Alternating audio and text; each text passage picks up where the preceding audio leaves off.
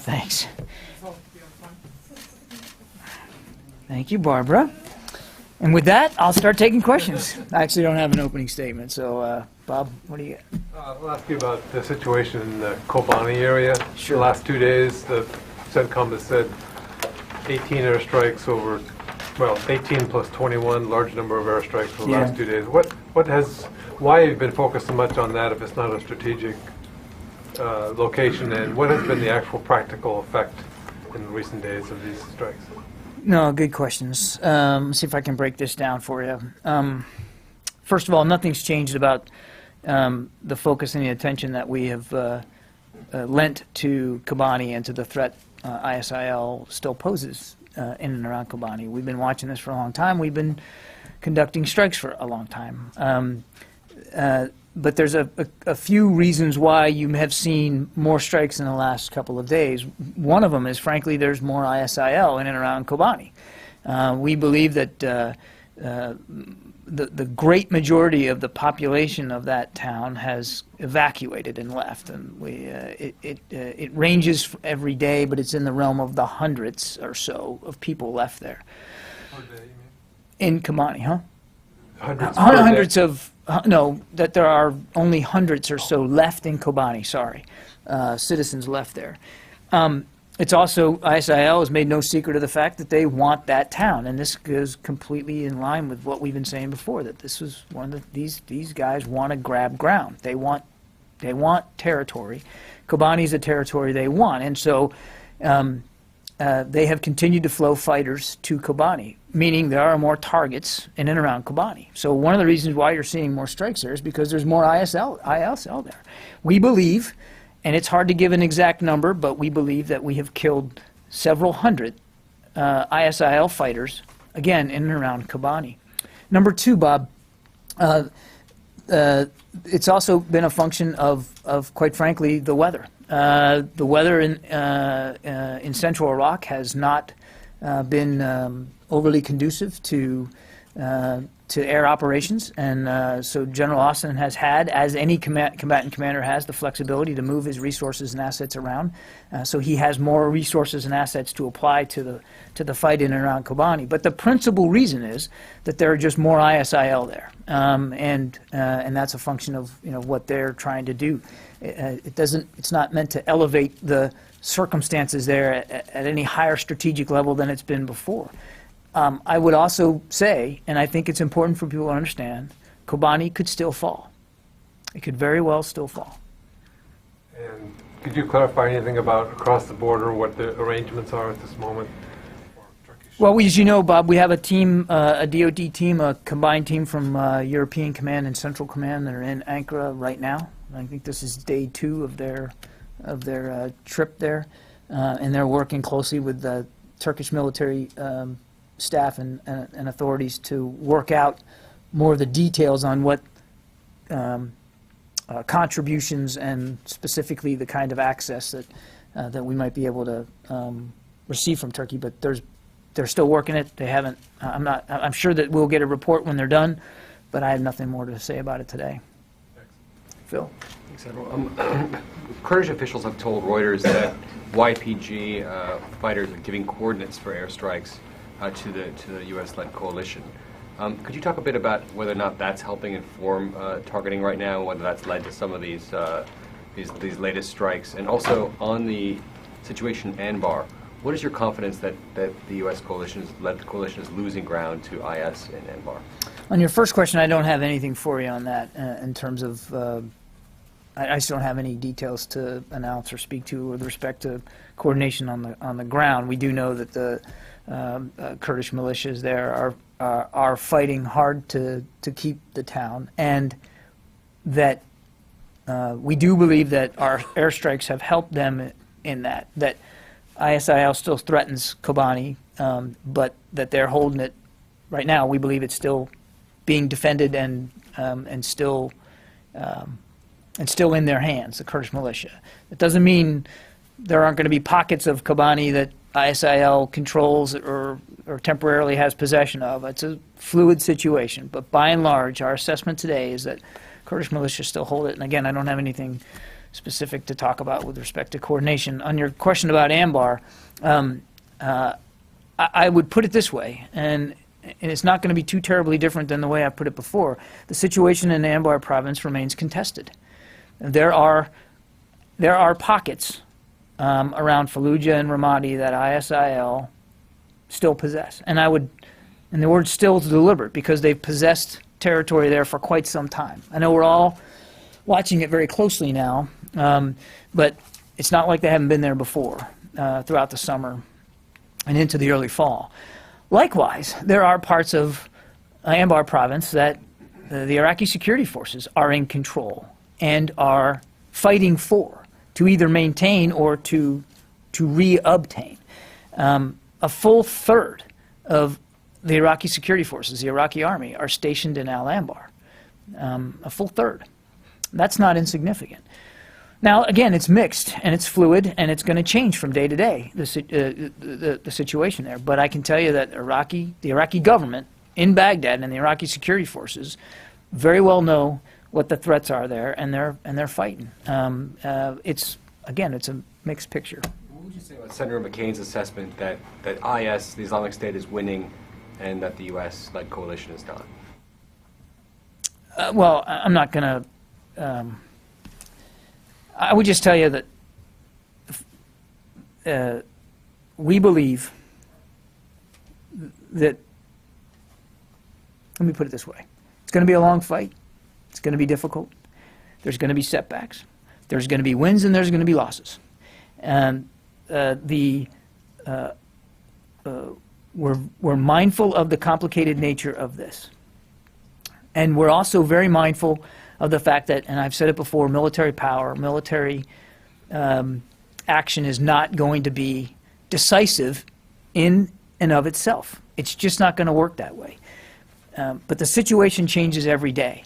And so I'm not going to qualify who's winning or who's losing today. The strategy's still sound, but you don't judge the success of a strategy based on a day or a week or even several weeks. We believe, and we've said it before, that we're in this, we all need to be in this for a matter of years. And for us, after just a couple of months going at it, we've only been doing airstrikes since August 8th to make a decisive, statement that we're winning or losing. What I can tell you is that there are areas where we are having success. We have definitely made it harder for ISIL to sustain itself and to operate. They are continuing to feel the pressure, which is one of the reasons why we think they're going after Kobani so badly. I mean, I think part of it is they really want a win because they're not getting a win everywhere. They are getting pressured inside Iraq. The Iraqi security forces are stiffening themselves around Baghdad, and Baghdad remains secure. So it's a mixed picture, Phil. I mean, I don't mean to ramble, but it's a mixed picture, and I don't think it's militarily, because I can't speak for other elements of the government. But I mean, I'd say from a military perspective, it does no one any service to try to make a call on any given day. We know we're having some success. We know we're making progress, but it's going to take a long time. And just as readily, I'll say, there's going to be days, there's going to be moments where we're set back. And not just, and when I say we, I mean the big we. Not just the United States, but our coalition partners, and that includes Iraqi security forces. Julian. First of all, on Bob and Phil's question, and then another question. So you mentioned the weather in Anbar. Once that clears, do we think that we'll see the possibility of the kind of intense strikes we've seen in Kobani in Anbar province in the places where IS is making an advance? And more broadly, is the focus on Kobani in part driven by attention, media attention and otherwise, on that city, or is it purely a military decision given the presence of Islamic State forces there?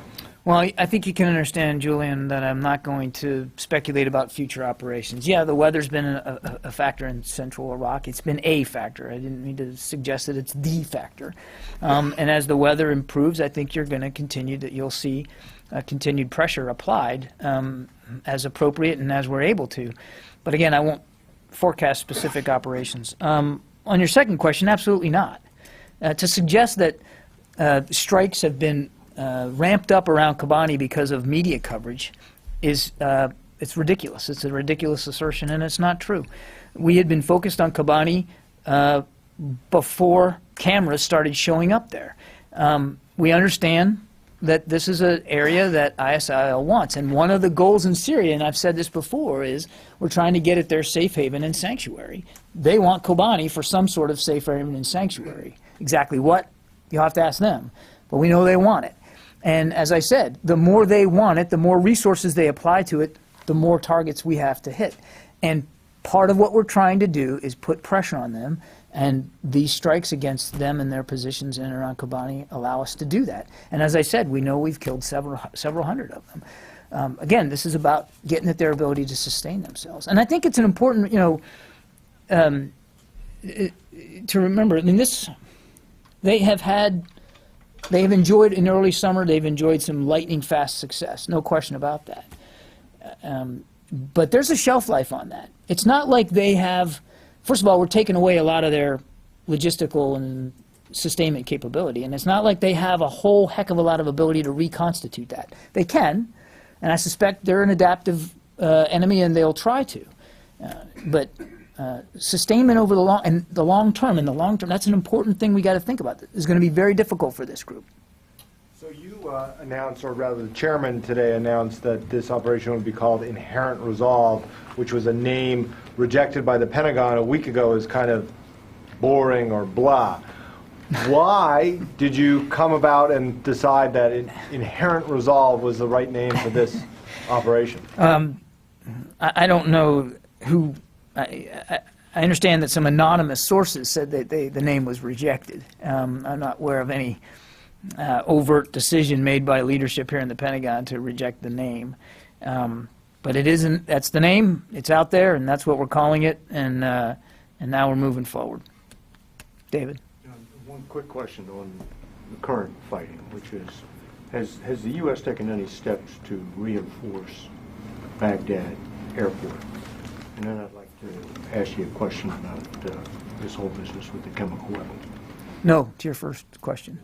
And nothing's on its way or anything like that? Well, I wouldn't get ahead of announcements on deployments, but I am aware of no plans to reinforce U.S. troops or assets at the airport.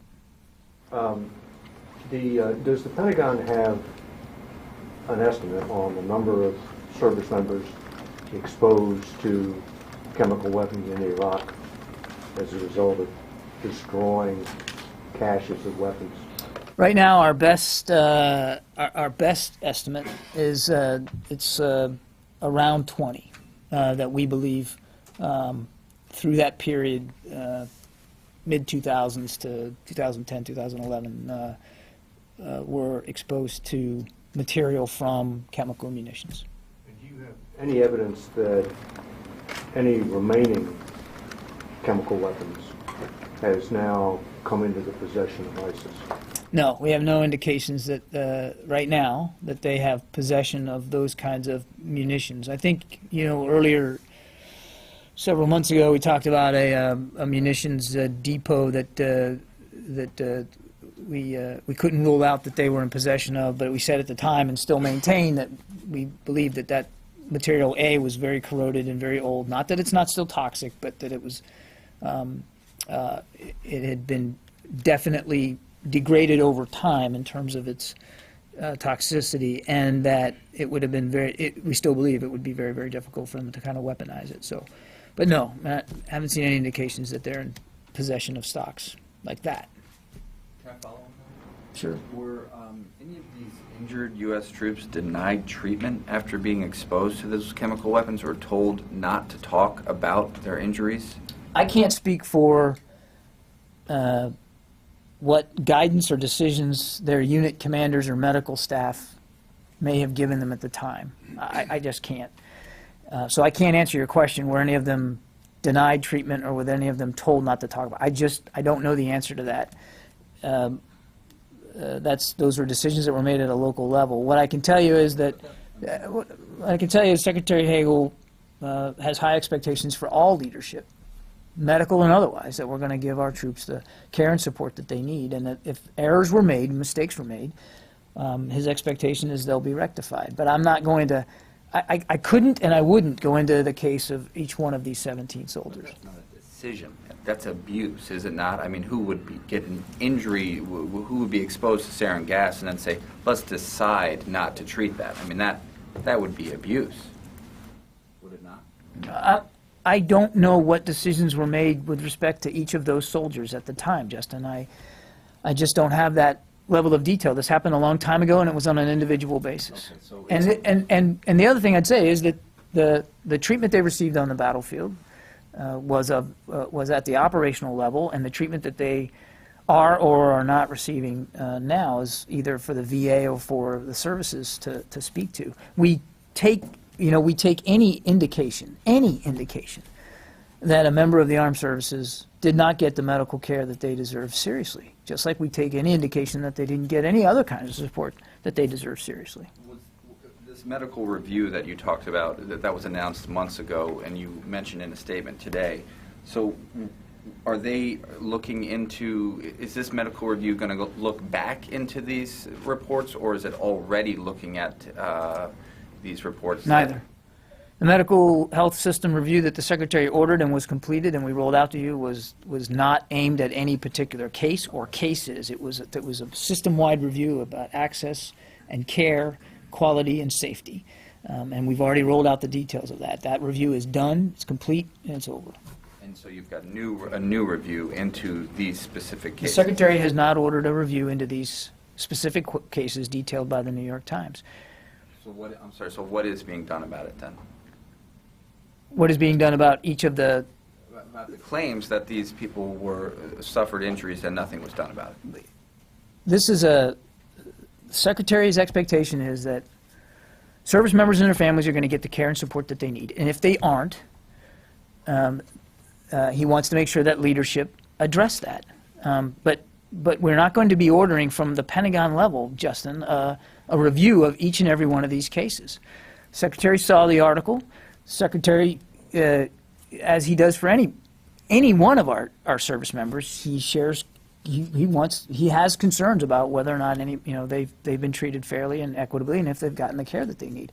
But this is an issue for their chains of command to deal with, leadership at all levels to deal with. There's no need for, and I don't expect that there's going to be, a Pentagon level review of these particular cases. Tony. Yeah, back to present-day Iraq. The Pentagon's refined its cost estimate per day to $7.6 million. That was through October 7th. October 2nd. That's a little down from the $10.5 million a day ceiling. Going forward, given that that's a relatively modest amount of money in the scheme of the Pentagon's budget, do you see the Pentagon requiring a boost to the current pending fiscal 15 war spending request to Congress? We still estimate the cost for operations against ISIL to be about $7 to $10 million a day. That's an estimate, and it fluctuates. I have nothing new to say with respect to future funding. We're still, as you know, operating now under a continuing resolution, which brings forward the 14 OCO money, and that's where we continue to source and fund operations. And the last thing I'd say is, and you heard Secretary Hagel say this many times, that we're going to continue to work closely with Congress and consult with Congress about costs going forward. And there very well could be adjustments that need to be made, but we're just not there yet. Colonel Warren yesterday said the refined version the number was 7.6 million a day through October 2nd. So that's lower than 10.5 million, which was an estimate. So yeah, I don't remember saying 10.5. I think what I've said was 7 to 10, and it fluctuates. And 7.6, if that's what it was yesterday, then I have no reason to doubt that. That's pretty much right between 7 and 10. going forward, you're still mulling whether you need additional dollars. That's correct. There's been no decisions made about it, any additional funding requests for these operations. I have a cool question about the man who beheaded 2 Americans. It's been identified by the FBI. Director Comey told 60 Minutes this a couple weeks ago. They've identified the killer of the 2 Americans. Has the FBI passed on his name to the Pentagon, and has that person been elevated to a high-value target status that was given to Osama bin Laden and al-Zakari a number of years ago. Is the Pentagon targeting that the henchmen who beheaded 2 American journalists? Well, without speaking specifically to this individual, Tony, you know we don't publicly talk about intelligence matters, and we don't publicly talk about specific targeting. I mean, whether it's of an individual or a group or a unit or a convoy, we just don't get ahead of that kind of thing. This is really a matter for the intelligence community and the law enforcement community. Well, has the FBI conveyed the identity of the person to the Pentagon, though? I'm not aware of the conveyance of that information to the Pentagon. Yeah, Mark. Can I follow up on Iraq and then a different topic? On the weather, I'm confused because what kind of, the fighter bomber force is all weather using GPS guided weapons. So my first question is, what kind of weather is keeping the military from being able to target? Bad. Well, what is it? Is it sandstorm? Weather. What is it? I don't have the exact details. I just know that the weather has not been optimal, but it's largely affected ISR support overhead more than it's affected the actual. Yeah, I mean, look, our fighter bomber aircraft are all-weather aircraft, but you got to have good information, and that means you got to have good support from an intelligence, reconnaissance, surveillance perspective, and that is heavily affected by bad weather. My other question, if I could just briefly change topics. Yemen, there's been a good deal of fighting in the capital between factions. Rebel groups have taken some key cities in that country. What concerns now, since there's so much concern about al-Qaeda in Yemen targeting the United States or U.S. interests in terrorist attacks, what's the level of concern you have about Yemen at the moment and sort of the lack of ability of the government there to control the country and your own counterterrorism program, which clearly doesn't appear to be working very well? We've maintained a focus on the situation in Yemen for several years now, Barb, you know that, and we have worked closely with the government there to get after the terrorist threat inside Yemen. It is it's indicative of how difficult these operations can be, that you're going to have ebbs and flows. You're going to have good days and bad. So I would just say that we're continuing to monitor it. We're continuing to work with the Yemeni government. We're mindful of the threat that al-Qaeda and offshoots and affiliates still pose inside Yemen and outside Yemen with their aspirations, and we just continue to work at it. The government controls the country right now? I'm not in a position to make a call about governmental control. We continue to work with the government there. It is as it is in Iraq right now. It's a fluid situation, and again, we've got a good partnership, and we try to work every day to solidify it. Craig? I have a question about the Philippines. The government there, their authorities are investigating a murder case in which they've identified the suspect as a Marine. Mm-hmm. They said they're preparing charges against him. He's being held on a Navy ship in Subic Bay. Would the U.S. government or the military consider handing custody of him over to the Philippine government, or is that a non-starter? And is the Pentagon concerned that this will have broader ramifications for military cooperation with the Philippines? On your second question, obviously we hope not. We're working very closely with Philippine authorities and law enforcement authorities as this investigation unfolds. I'm not going to get ahead of that investigation, as you might imagine, so I'm not going to speculate about future law enforcement actions that may or may not be taken. Our thoughts and prayers go out to the family members of the victim. There's a great sense of gravity over what happened, but it's, as I said, it's under investigation. We are working closely with law enforcement authorities there locally, and that cooperation will continue, and we'll let the investigation proceed. Maggie? Senator Williams said this morning that he hopes that international partners will provide protective equipment and other supplies to the Ebola mission in Africa. As you know, there's like Ebola treatment units. There's 17 of them, 100 beds per unit, and they require several personal protective equipment pieces per day, per bed. Is there some indication that the Pentagon lacks access to that amount of supplies, or that they're too expensive? I'm just trying to figure out why there's a need for international partners to be supplying this material to our mission. I'm not aware of the stockpile, Maggie. I'd have to refer you down to General Williams to talk to that. That's just at a level that I wouldn't have here. To the larger point, we're doing what we can, the U.S. military and the U.S. government, to try to stem the spread of Ebola there in Liberia and in West Africa. We're lending our unique capabilities, and we certainly encourage other militaries in the region and outside the region to assist as well. But I just don't have the level of detail on the protective equipment to answer your question. Can I have a follow-up, same topic? Sure. Okay. The general also mentioned that the Pentagon's working on it's a crime reaction force in case there needs to be an evacuation from the area. Can you tell me a little bit more about that? Can you flesh that out? No, sorry. I don't. I didn't hear the general's comments, and I wouldn't want to get ahead of what he's planning. I know. Yeah, John. Kirby, to what extent are air operations at Baghdad International Airport being affected or being threatened by ISIL mortar or rocket fire capabilities? The airport is still open and operating, and from our perspective, it is not under imminent threat. Yeah, sure. If Kobani falls, would you consider it a major strategic setback or just a little tiny item in the bigger picture? Certainly, if Kobani falls to ISIL, that's a setback. There's no question about that. I mean, they want ground, and the Kurdish militia there are trying to prevent them from having that ground. We are trying to help in that regard through airstrikes. So clearly, nobody wants to see them succeed in getting Kobani. But as I said earlier, I think you talked about strategic setback. Let's talk about strategy, and strategy is bigger than any one town. And I've said before, we all have to prepare for the eventuality, the possibility that Kobani could fall. Likewise, we ought to be prepared for the eventuality that other towns and other villages, other pieces of ground, will either fall to ISIL or we may not be able to dislodge them from that for quite some time. This is going to take a while. The strategy is not about pinpointing a particular place on the map, and then that's it. It is about denying them safe haven. It is about denying them sanctuary. It is about getting at their ability to sustain themselves. It is about hitting them tactically and dynamically where they are, just like we've been doing around Kobani.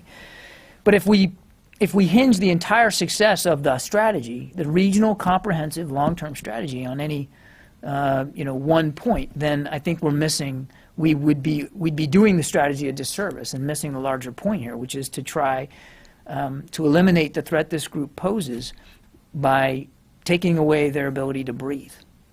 Does that make sense? Yeah, just a quick follow-up. Do you think right now, follow up on our colleague, Baghdad is safe? We read a lot of Iraqi reports and they don't feel safe, the Iraqis. Yeah. Well, I mean, again, the way I would put it is we do not assess that Baghdad is under imminent threat right now. One. Two, we do assess that the Iraqi security forces continue to stiffen their resolve and actually spread their security belt a little further on the outskirts. It's mixed, but they are. And number three, we've said it all along, so it bears repeating, that we are well aware that of the threat that ISIL would like to pose to the capital city. No question about that. That they want to put pressure on Baghdad. They've been doing that. And you've seen some of our strikes have been to the south and southwest of the town to try to get at some of their positions there. So nobody's under any illusion that Baghdad is certainly in their sights. But we do not believe that there's an imminent threat to the security of the city right now. Does that answer your question? Yes. Yes, ma'am. A couple of questions on Kobani. The Syrian Kurds defending the city have asked for heavy weapons. So A, is U.S. providing them any kinds of weapons right now, heavy or light? And if not, why not? There is no resupply mission into Kobani that I'm aware of. And I'm not privy to exactly what these requests are that you're referring to. Again, the Kurdish militias, we believe that they're holding the town. We're trying to support them from the air the best we can. But they're asking for weapons, so is the U.S. planning to provide them any weapons? I'm not gonna speculate about future operations and what we would or we won't do. We're watching it very closely, and we're doing what we can from the air to try to support them in their effort to defend the city. So other than air, there's no weapons that are being given? As I said at the outset of my answer, I'm not aware of any resupply mission that has occurred to date. I've already got you. Yeah. Yes, on Ebola, where are we with the treatment centers? And also, have you guys encountered any problems as far as infrastructure in certain places where there may be a lack of electricity? Let me see if I can give you an update on the...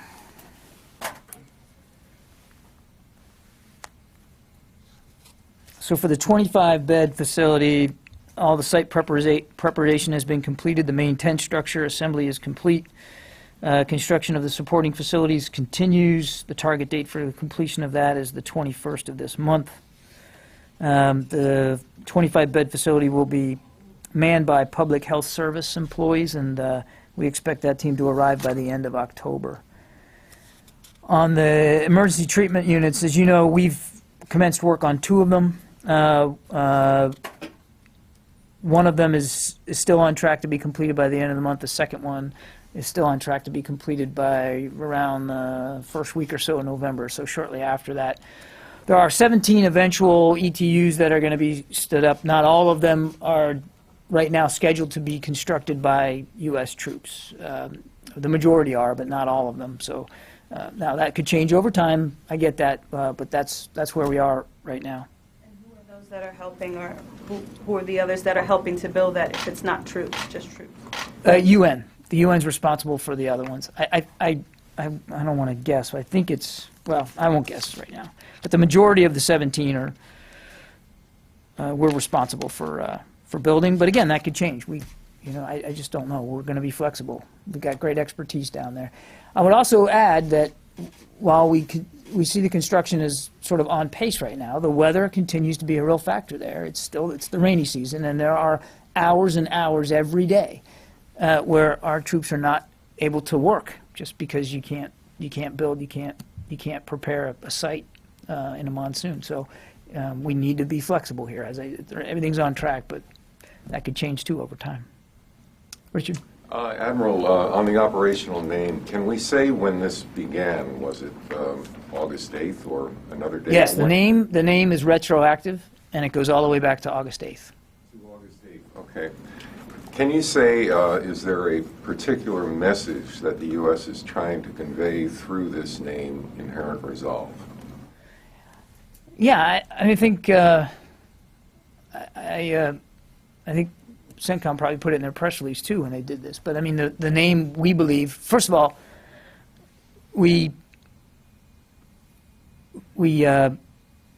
talked about this name with our coalition partners as well, so that everybody had visibility on it, and that there was a general sense of approval of it, and what it says, what it means.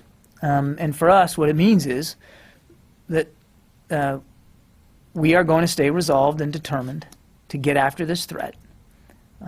We're going to do it in as fulsome a way as we can, and we're going to do it for as long as required. And the last thing I'd say is we're going to do it in partnership. And I think that's where the inherent comes in the name. We're going to do it in partnership with other nations, and there are some 60 now that are involved in this effort in various forms and fashions. But it's very much a multinational, multilateral approach, and I think that's what the name signifies. I have time for just one more. Yeah, Jim.